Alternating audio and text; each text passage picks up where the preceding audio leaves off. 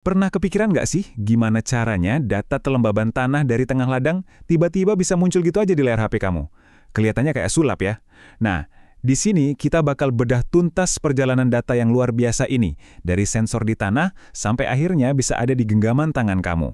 Jadi pertanyaannya kan simple banget ya. Gimana data dari lapangan bisa nyasar sampai ke ponsel kita? Ini bukan sihir loh, sebenarnya ini adalah sebuah proses teknologi yang sangat logis, dan kita akan bongkar bareng-bareng, langkah demi langkah. Coba deh bayangin zaman dulu. Petani itu harus jalan kaki ke tengah ladang, panas-panasan, cuma buat ngecek satu alat ukur.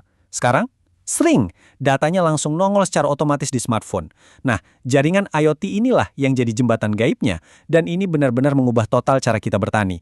Oke, mari kita mulai petualangannya. Anggap saja kita ini detektif data, dan kita bakal ngikutin jejak satu informasi, misalnya data suhu tanah, dari titik awalnya di ladang, sampai ke tujuannya nun jauh di sana, di server cloud. Perjalanan kita dimulai di sini, langsung di lapangan. Pertama, sensornya merasakan data mentah, katakanlah suhu tanahnya 28 derajat. Terus, mikrokontroler, si otak kecil dari perangkat ini, ngubah sinyal tadi jadi data digital. Terakhir, biar semua komputer di dunia ngerti, data ini dibungkus rapi pakai format standar yang namanya JSON. Anggap aja JSON ini kayak ngasih alamat standar di amplop surat, biar paket datanya nggak nyasar. Ini langkah pertama yang krusial banget. Nah, biar perangkat-perangkat ini bisa ngobrol dan nggak salah paham, mereka butuh bahasa yang sama. Inilah yang kita sebut protokol. Semacam tata bahasanya gitulah. Kalau kita browsing internet, kita pakai HTTP. Tapi buat IoT ada jagoan khususnya, MQTT. Kenapa? Karena MQTT ini super ringan dan irit, pas banget buat ngirim data-data kecil tapi sering. Aturan ini mastiin pesannya bukan cuma sampai, tapi juga benar-benar dimengerti. Oke, data kita udah dandan rapi, siap buat berangkat. Pertanyaannya sekarang, mau lewat jalur mana? Mau pakai kabel atau tanpa kabel, alias nirkabel? Tiap pilihan punya plus minusnya sendiri. Yuk kita lihat opsinya. Gampangnya gini, pilihannya ada dua, kabel atau nirkabel.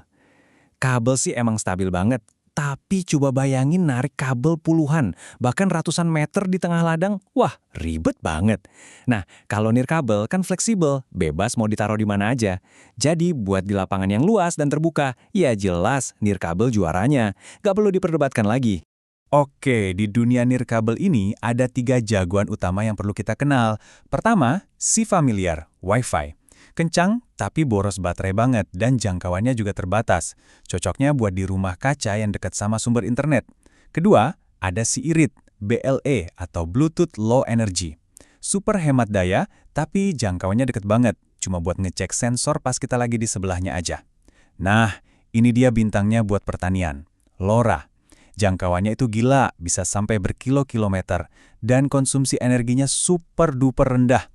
Inilah yang bikin sensor bisa hidup berbulan-bulan, bahkan tahunan, cuma pakai satu baterai. Nah, visualisasi ini bener-bener bantu kita buat ngebayangin. Lihat deh, Wi-Fi itu cuma bisa mengcover area kecil kayak rumah kaca. BLE, ya buat ngecek dari dekat aja pas kita lagi di lokasi. Tapi lihat, LoRa, dengan satu menara aja jangkauannya bisa mencakup seluruh lahan pertanian. Ini bukti nyata kalau kita harus pakai teknologi yang tepat untuk skala kebutuhan yang tepat juga. Oke. Kita udah punya sensor canggih yang pakai LoRa. Keren. Tapi gimana kalau sensornya bukan cuma satu? Gimana kalau ada puluhan? Atau bahkan ratusan sensor yang tersebar di mana-mana? Nah, disinilah muncul satu tokoh penting lagi. Gateway. Anggap aja dia ini kepala stasiun datanya. Coba deh, kita bayangin skenario ini. Kamu punya puluhan sensor yang tersebar di lahan berhektar-hektar. Masa ya, masing-masing sensor mau dipasangin kartu SIM sendiri buat internetan? Wah, bisa bangkrut bayar tagihan datanya, belum lagi baterainya pasti boros banget. Nggak efisien sama sekali kan? Nah, jawabannya adalah gateway. Dia ini bertindak kayak koordinator lapangan. Tugasnya simple, dia teriak ke semua sensor, "Woi, kumpulin semua data kalian ke saya." Terus, semua data yang udah terkumpul itu, dia kirim sekaligus ke cloud pakai satu koneksi internet yang kuat, misalnya 4G atau Wi-Fi. Jauh lebih hemat, jauh lebih efisien. Dan di sini kita bisa lihat perannya dengan jelas. Gateway ini benar-benar jadi jembatan antara dunia sensor di lapangan dengan dunia internet yang luas. Semua data lokal dari sensor-sensor LoRa dikumpulin dulu, terus diseberangin bareng-bareng menuju server cloud. Sistem yang tadinya kelihatan rumit dan berantakan, jadi jauh lebih rapi dan gampang diatur.